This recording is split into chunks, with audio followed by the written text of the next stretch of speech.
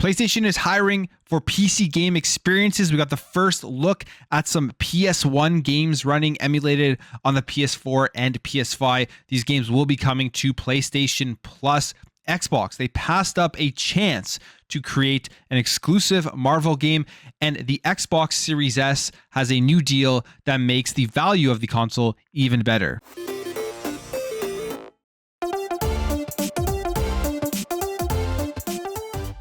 So as we know, PlayStation has become a lot more serious when it comes to the PC platform, something that a lot of people saw coming, especially with the launch and the release of Xbox Game Pass and the Play Everywhere, where you could play Xbox games no matter what device you're on, PC, Xbox, mobile, through the cloud.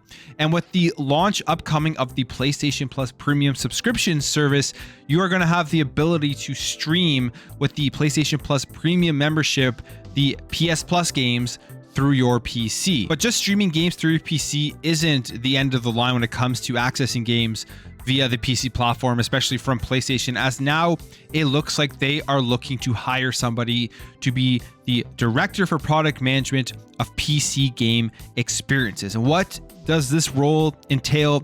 First of all, they're going to have to lead and grow the PlayStation PC game experience product organization, including staffing, leadership, and employee development. And the big thing here is they're going to lead and evolve the PlayStation game experience roadmap for all game-related experiences, including SDK developments, client application experiences as PlayStation Network platform integration. Now we know currently the PlayStation games that are on PC are accessible through Steam, but I think this is the step in the right direction for PlayStation and PC to have their own PC launcher, where hopefully they'll be bringing over the majority of their catalog on PC. So if you're somebody who doesn't have a PlayStation 5, you're still going to be able to access their games via PC on day one when they release. I'm guessing that if they were to release a launcher, they're keeping you within their store, within their ecosystem. They will be happier to release their games day one. Right now they don't, because they're probably thinking they're going to be losing those profits via Steam, having to pay Steam to put their games onto the store and not keeping 100% of it, which we know PlayStation emphasizes that they want to have people accessing games through their store, so they're keeping the most amount of money. We saw all the documents that came out in terms of the crossplay documents, where the big reason PlayStation didn't want to enable crossplay at the beginning when Xbox had proposed the crossplay, as you can see here, this was their cross-platform revenue share that they had proposed, thinking that they should be paid more money because if more people were accessing games via the PlayStation Network, they should be entitled to a higher percentage. And it was broken down basically on the different percentages of PSN revenue versus PS4 gameplay share, and then cross-platform revenue share. So they were seeking a royalty for that.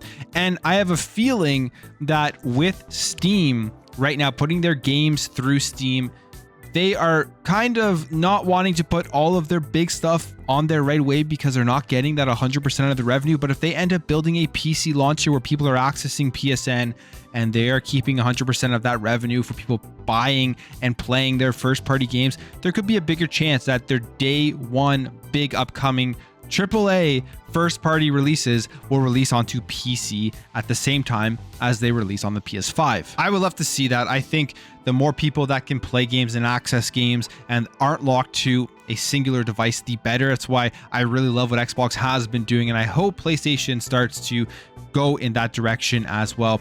As they launch PlayStation Plus, I'm sure they're going to be looking at the numbers, and then they're going to continuously look at ways to increase subscribers, meaning more content is going to be coming over to PlayStation Plus.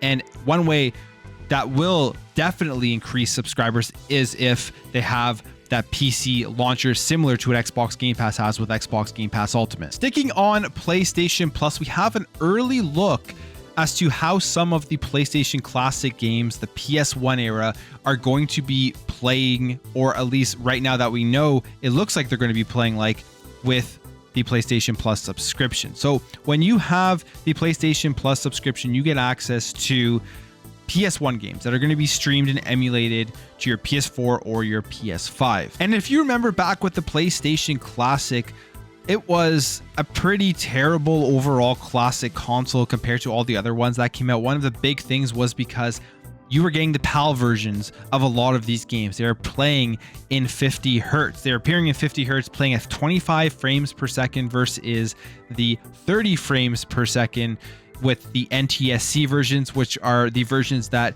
came to America or Japan. And because of that, the experience just wasn't very good. And now we have some more unfortunate information if it lasts when they eventually release PlayStation Plus next week to all of the markets. And it has to do with some PS1 games like Ape Escape that are showing up via the Indonesian PS store. And it looks like that it is the PAL versions of the games, meaning it is that 50 hertz PAL standard. Now, specifically, like I said, this is with Ape Escape, and you can see in the credits of this game that they're crediting Sony Computer Entertainment Europe, which allows you to see that it is the PAL version. But there are also other games on the service like Tekken 2, which is the NTSC version. Much more important for a fighting game to have the NTSC version with the 30 frames per second, because you really don't want that stuttery version with playing a fighting game. But let's hope that this is just something that's showing up in the store now, and once these games release to North America, this won't be the case. The only thing that's proving otherwise right now that this could potentially be the case is that if you look as well at the Taiwanese PlayStation store, they use the NTSC version video format.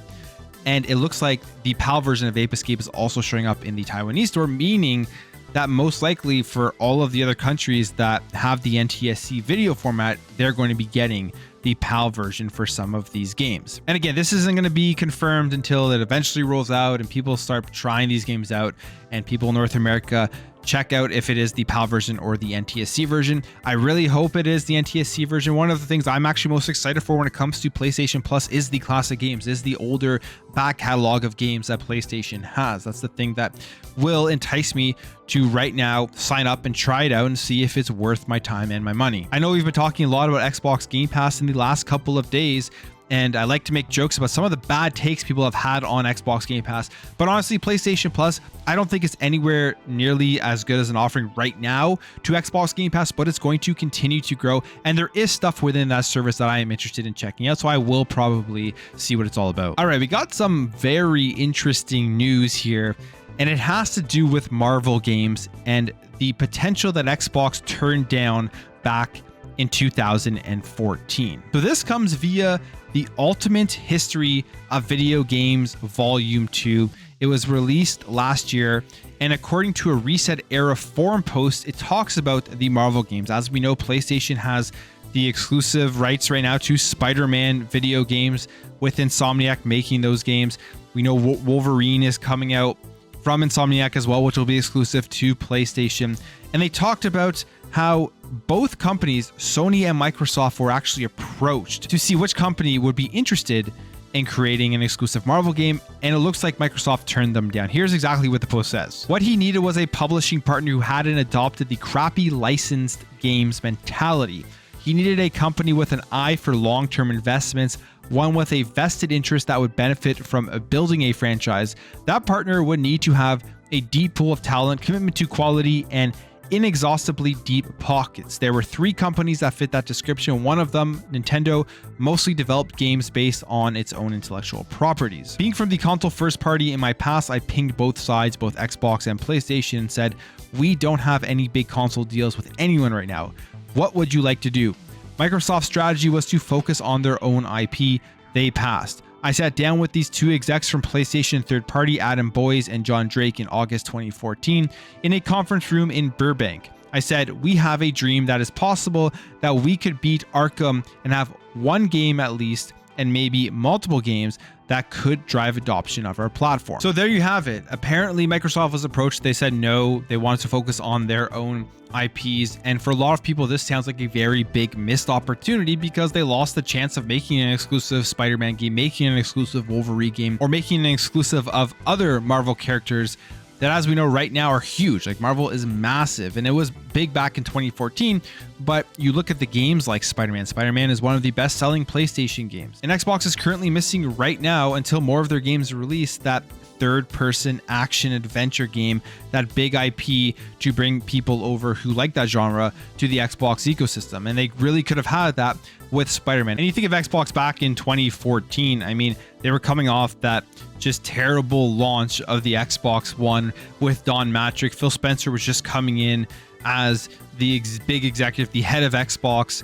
And there was definitely a lot of questions with Xbox. People thought they would have potentially not been around anymore. So maybe they just didn't want to spend any more money and were very risk adverse compared to what we see right now, where they have a blank check to go out and build Xbox as much as possible. That probably, in my opinion, played a huge role as to why they would have turned this down and said they want to focus on their IPs right now to see if they still have it, see if they can still grow these out and continue to bring people into Xbox and make sure that they are putting out quality content with the IPs that they currently had. But at the end of the day, Spider-Man with Insomniac, I can't really complain. I love Insomniac. I think they actually make really, really good games. They're my favorite studio at PlayStation. I loved them before they were with PlayStation. Ratchet and Clank, Sunset Overdrive, and what they are doing with Spider-Man, what they've done with Spider-Man has been really good. So we're still getting those great Spider-Man games with Insomniac. And finally, to end things off here, just want to mention this very, very good deal that makes the Xbox Series S an even better deal than it already is. I've talked about the Series S multiple times on this channel. I absolutely love it. I have it connected to my monitor. I love playing Halo in 120 FPS. You can get Call of Duty and Warzone in 120 FPS. For the price of the console, it's absolutely amazing. It does everything that I want it to do. And it looks like the deal is getting even better. As of right now, there is a new Xbox Series S promotion. It is a limited time deal for those in the United States and Canada only, unfortunately, right now. But you will also be getting an official Microsoft wired headset when you purchase an Xbox Series S. You can see it here, $299 at the Microsoft Store, and you're going to get that headset. So if you're in the market for an Xbox, you are thinking about the Xbox Series S, now is probably the best time, or one of the best times we'll have in a while, to pick it up with the addition of that wired headset. But that's it for me, guys. Let me know your thoughts on PlayStation Plus with the PS1 PAL versions. PlayStation looking seemingly to want to make a PC launcher. What are your thoughts on Xbox passing up on the potential to make a Marvel exclusive IP? And that Xbox Series S deal, does that interest you? If you enjoyed this video, make sure to hit that thumbs up button. If you're new here, you liked what you saw, consider hitting that subscribe button. Thank you all for watching. Thank you for your support. I'll catch you in the next video.